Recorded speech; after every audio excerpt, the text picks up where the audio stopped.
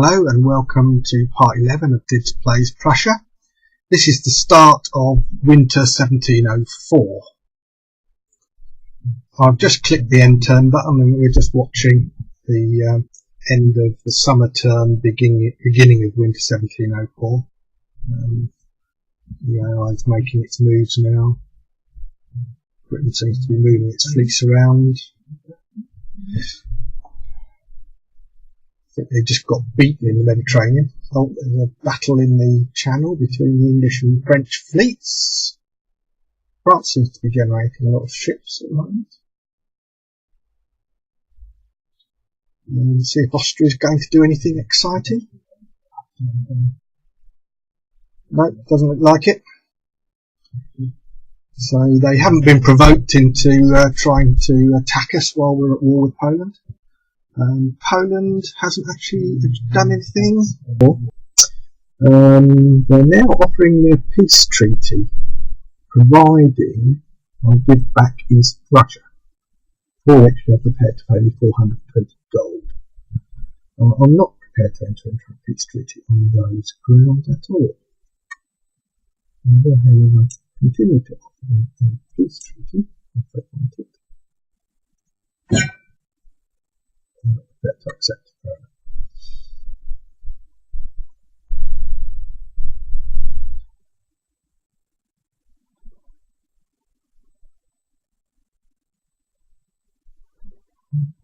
Sweden, nothing happening there much.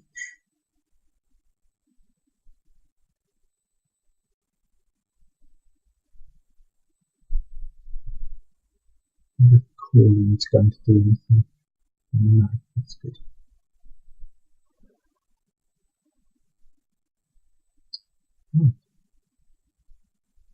Oh, no major counterattack. First of all, we have a new gentleman, so we're going to move him from Berlin to the college, so we can start helping us research. Yep. Oh, we've also got a gentleman in Saxony, so just move him to the college as well. So that's going to boost our research quite nicely. 3 gentlemen now at that college. And the observatory in West Prussia is finished. That will improve our research as well. Well, we've got riots in West Prussia. They weren't very happy at the end of the previous turn. Hopefully things will improve. We've got 3 new battalions raised. And that's the end of that. So that's all the reports done. So the first thing to look at is our government. See if we've got any new ministers worth keeping. We've got this guy, Clockstock's turned up.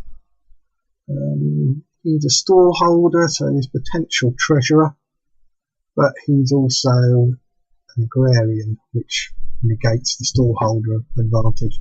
So he's no match for our existing treasurer, so we still don't have anyone fit to replace any of our existing ministers, so we can forget about that.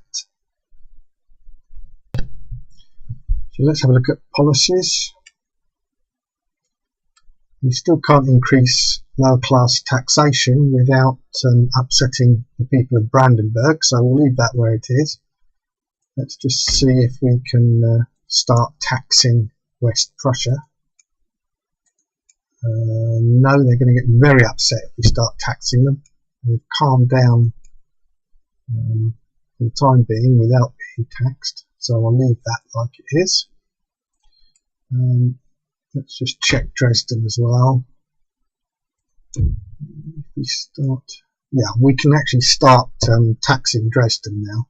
So that's going to increase taxation for next term from 6,075 to 7,219. So that's an extra 1,200 in tax for next term.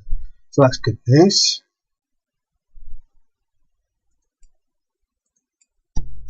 Well, I'm just going to check the diplomacy tab. Well, as you can see, we're now allied with both Great Britain and Westphalia, and we're currently at war with Courland, Russia and Poland. I'm going to just offer Russia peace. They might actually accept it, we'll see. No, they're not interested. And I'll do the same for Courland.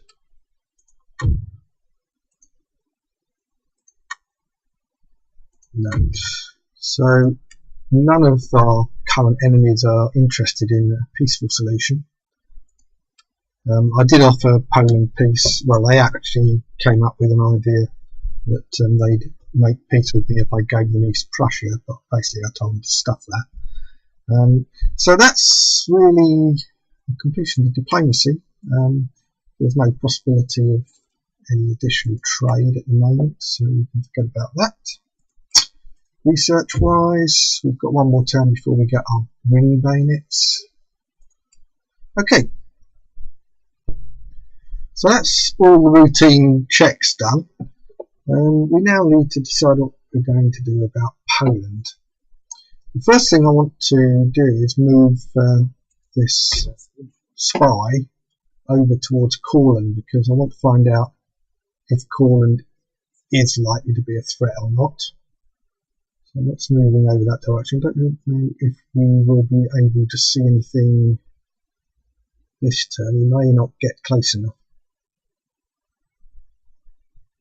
Oh yeah, just. Okay, so we've got 3 regiments of infantry and artillery piece. So then they haven't got a huge army sitting there, which is the main concern I had. So I'm not too worried about them. I also noticed that Austria had an army sitting here, but there's not really much to concern myself there. No, that's mostly militia. No. Okay, so there doesn't seem to be any particular threat, external sort of surrounding threat that I need to worry about. The garrison in Warsaw at the moment isn't particularly strong. They've got a lot of artillery, which is not particularly useful considering they've got walls around the city. 2 battalions of regular infantry, 1 regiment of regular cavalry. I don't really think there's much reason not to go for it, really. I'm going to certainly move in and besiege it anyway. So they've got armed citizenry now has risen up, which is what you'd expect. I've also got 3 additional battalions of infantry that were raised at the end of last turn, so I'm going to march those across now to join Dohna Schlobitten's army. They don't appear to be needed to protect East Prussia. So I think that's it. I think I'm going to actually try and take Poland.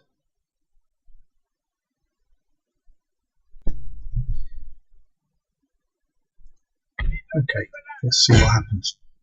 I'll demand their surrender first. I doubt if they will. No, surrender refused. That's fair enough. So this is going to be a full-on assault on a fortified town.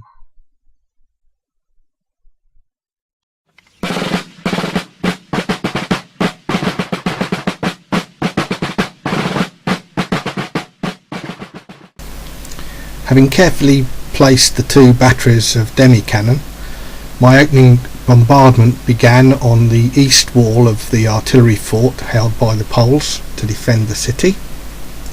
This bombardment continued until 2 breaches had been made in the eastern wall of the fort, and all the artillery along the top of the wall had been suppressed. Attention was then focused on the 3 batteries of Polish artillery and their supporting cavalry, which were positioned near the southeastern corner of the fort.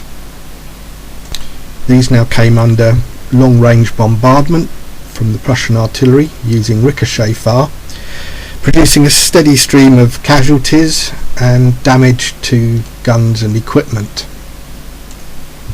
Under the cover of this bombardment, the Prussian cavalry moved to the left, enabling them to charge the batteries in the flank and overrun them.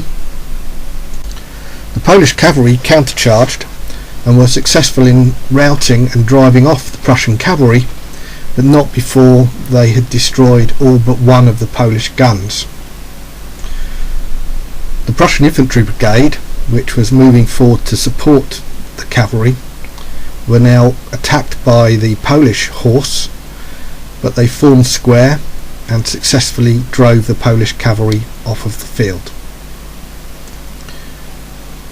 With their cavalry support gone, the final Polish gun was easily overrun by the Prussian infantry, effectively eliminating the Polish defence on the southeastern corner of the fort. With that defence eliminated, the Prussians were now able to move their infantry forward to just outside effective musketry range of the walls and prepare for the final assault on the breaches.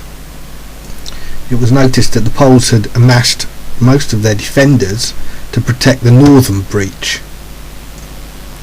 whereas the southern breach was hardly defended at all.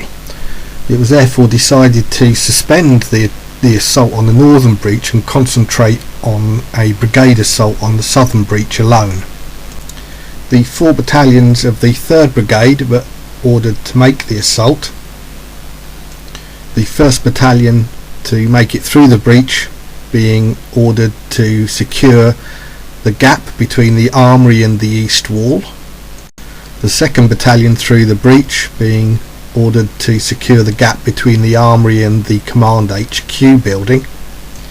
The remaining 2 battalions of the 3rd Brigade were then ordered to pass behind these 2 blocking battalions down the corridor behind the Command HQ, and then to wheel right and into the main courtyard in order to take the Polish defenders from behind. This assault went completely according to plan. The 14th Regiment, who were leading the assault, successfully secured the gap between the armoury and the east wall.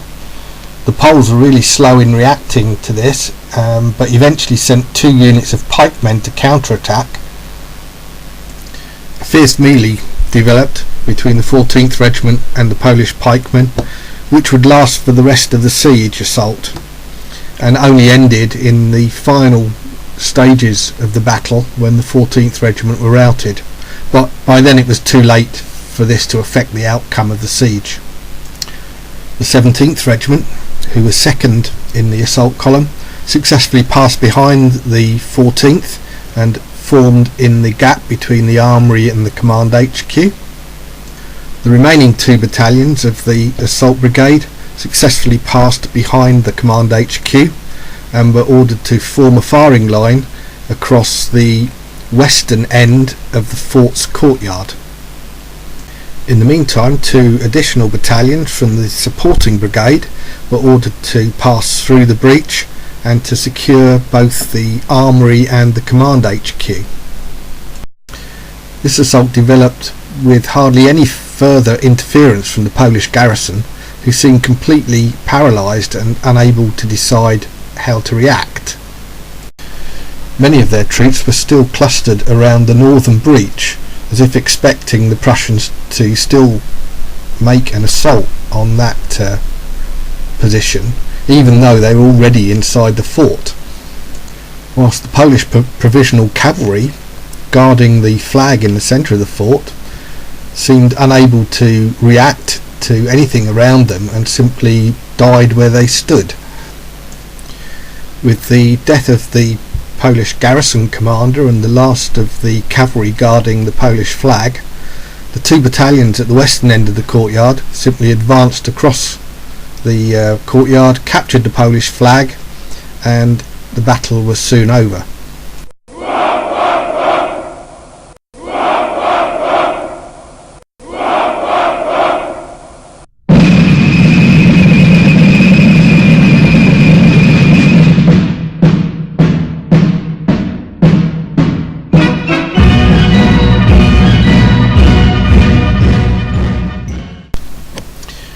Right, well, there's the victory screen.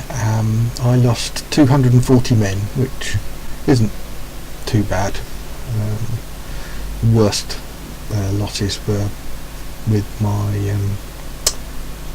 infantry battalion that went through the breach first and had to hold it against those 2 units of pikemen. My cavalry took a lot of casualties as well. Really lost out on that, mind you. They weren't really attacking the enemy cavalry, it wasn't very well handled really from my point of view, but I just wanted to keep those artillery busy. But apart from that, quite an acceptable situation really.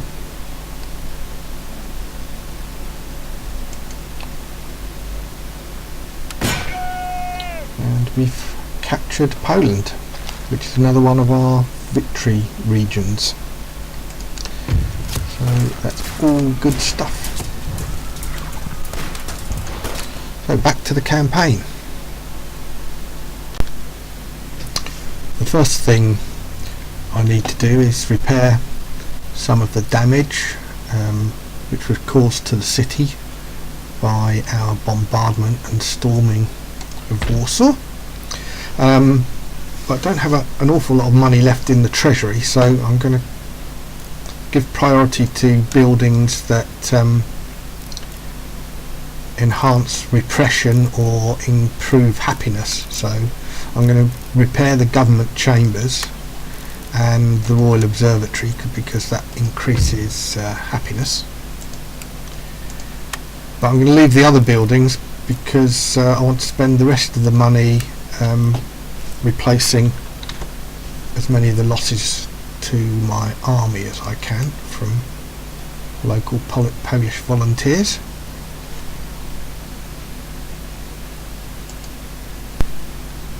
The next thing we need to look at is the state of happiness in Poland, and they're not very happy at all, which isn't surprising.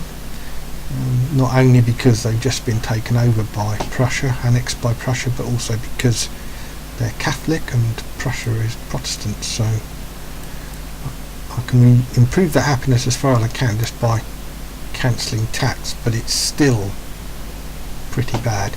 We may even have a revolt next term.